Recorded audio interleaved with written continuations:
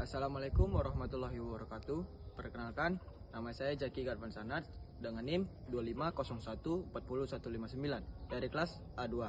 Di sini saya bertugas sebagai proses engineer. Assalamualaikum warahmatullahi wabarakatuh. Perkenalkan, nama saya Hamka Maulana Nasution dengan NIM 25014055. Di sini saya bertugas sebagai officer. Oke, Assalamualaikum. Perkenalkan, nama saya Muhammad Jansyah dengan NIM 25014163. Saya dari kelas A2. Di sini saya bertugas sebagai operator. Dalam industri kimia, keselamatan kerja merupakan prioritas utama. Namun, dalam praktiknya, tekanan target produksi seringkali membuat pekerja mengabaikan prosedur keselamatan. Jadi, video ini menggambarkan bagaimana pelanggaran etika profesi dapat menimbulkan kerugian bagi pekerja maupun perusahaan. Di sini kami akan membahas pabrik dari PT Cempro Nusantara. Pabrik Cempro Nusantara merupakan perusahaan yang bergerak di bidang produksi bahan kimia untuk kebutuhan industri makanan dan farmasi. Perusahaan menerapkan sistem manajemen keselamatan dan kesehatan kerja, sehingga seluruh pekerja diwajibkan mematuhi SOP dan memakai APD-nya. Aku minta hari ini target produksi harus selesai sebelum pukul 4 sore. Kita tidak boleh terlambat. Pak, hasil inspeksi pompa belum selesai. SOP mengharuskan pengecekan sebelum proses dimulai. Kalau menunggu inspeksi selesai, target kita gagal. Tapi ini beresiko, Pak. Apa ini? Saya juga belum memberikan izin operasi. APD masih belum lengkap dan checklist belum selesai. Sabar, aku belum apa. Saya juga belum memberikan izin operasi. APD masih belum lengkap dan checklist belum diselesaikan. Gak ada waktu, jalankan aja. Apa ini? Stop. SOP belum dipenuhi. Udah, tidak apa-apa, kita ngejar waktu. Pak. Terjadi kebocoran, Pak. Hentikan langsung semua pekerjaannya. Jadi tadi ini adalah pengabaian tidak mengikuti SOP dan terjadi kebocoran bahan kimia sehingga proses produksi diberhentikan. Karena peristiwa tadi, dampak yang dihasilkan sangatlah besar pada pabrik. Yang pertama, operator mengalami iritasi ringan, produksinya berhenti, perusahaan mengalami kerugian, dan akan dilakukan investigasi yang akan memicu penutupan pabrik tersebut. Jadi gimana ini, Pak? Investigasi menunjukkan penyebab utama kecelakaan karena pengabaian SOP, Pak. Karena penggunaan APD kita tidak lengkap dan tekanan target produksi. Iya, saya memang salah. Tapi target produksi kita ini tidak boleh memang kita korbankan keselamatan. Saya juga harus belajar bahwa pekerja harus berani menolak pekerjaan yang tidak aman. Dah, gini saja. Saya ada solusi buat pabrik kita ini. Yang pertama itu jangan diulangi lagi dan semua pekerjaan wajib mengikuti SOP. Yang kedua, APD harus digunakan secara lengkap. Dan yang ketiga, safety briefing kita harus dilakukan sebelum bekerja dan harus lengkap. Yang keempat adalah target produksi tidak boleh mengalahkan keselamatan. Kita harus mementingkan keselamatan dulu, ngerti? Dan yang kelima, audit SOP dilakukan secara berkala. Yang keenam, pelatihan etika profesi untuk seluruh pekerja agar mengetahui etika dari profesi pekerjaan tersebut. Yang ketujuh, menerapkan sistem pelaporan pelanggaran. Jadi kita ada sanksi, siapa yang melakukan pelanggaran akan kita kenakan sanksi. Dan yang ke-8, evaluasi kinerja, pertimbangan kepatuhan kepada keselamatan.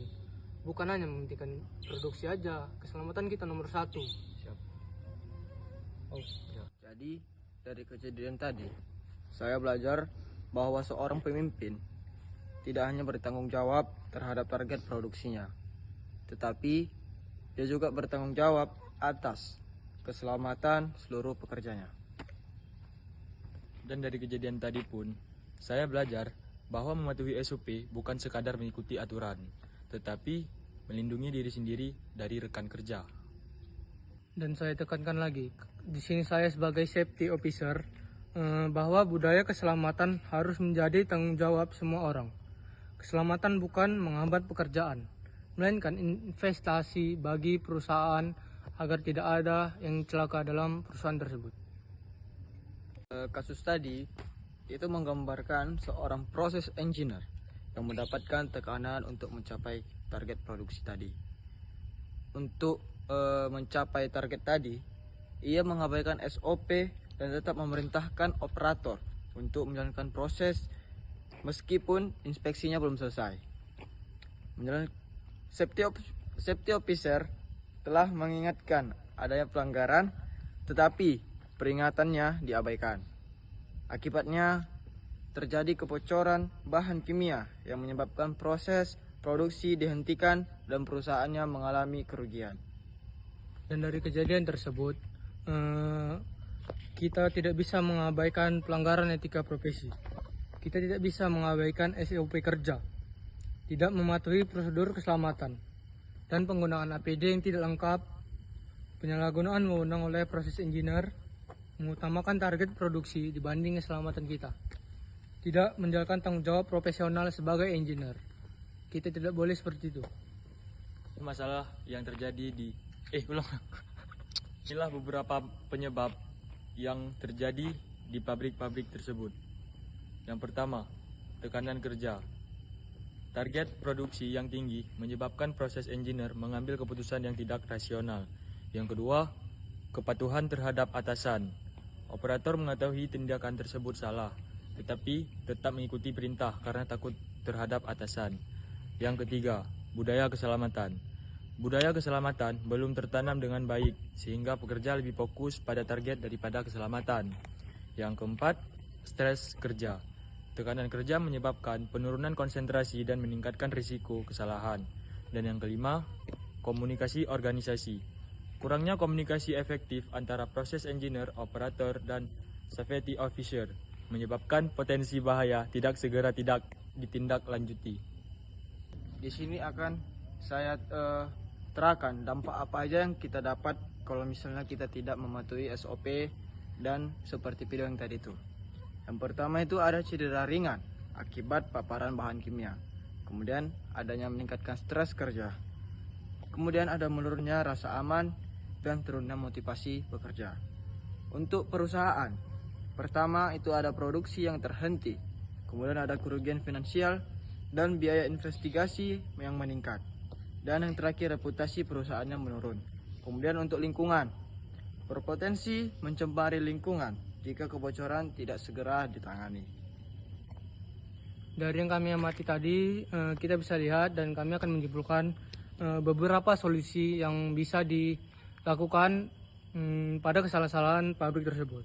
Yang pertama, harus memperkuat budaya K3. K3 itu yaitu kesehatan dan keselamatan lingkungan kerja. Dan dua, kita harus mewajibkan penggunaan APD pada setiap karyawan-karyawan yang bekerja pada pabrik tersebut. Yang ketiga, ada pelatihan etika profesi secara berkala. Digunakan untuk membuat profesi tersebut memiliki etika-etika tersebut. Yang keempat ada safety briefing sebelum bekerja agar tidak ada kesalahpahaman seperti pada video tersebut. Yang kelima ada audit kepatuhan SOP. Dan yang keenam ada sistem pelaporan pelanggaran yang dimana yang melanggar tersebut akan dikenakan sanksi. Selanjutnya ada pemberian sanksi terhadap pelanggaran etika tadi. Yang kedelapan, lebih meningkatkan komunikasi antar seluruh pekerja dan seluruh divisi yang ada di pabrik tersebut. Dan menjadikan keselamatan sebagai prioritas utama dibandingkan target produksi. Baik, berakhirlah tugas video proyek kami yang bertemakan tentang pengabaian SOP dan pengabaian APD di perusahaan. Saya Muhammad Johansyah dengan NIM 250141163. Saya Jaki Katvan Sanat dengan NIM 250140159. Saya Hamka Maulana Nasution dengan NIM 250140055. Kami pamit undur diri. Assalamualaikum warahmatullahi wabarakatuh.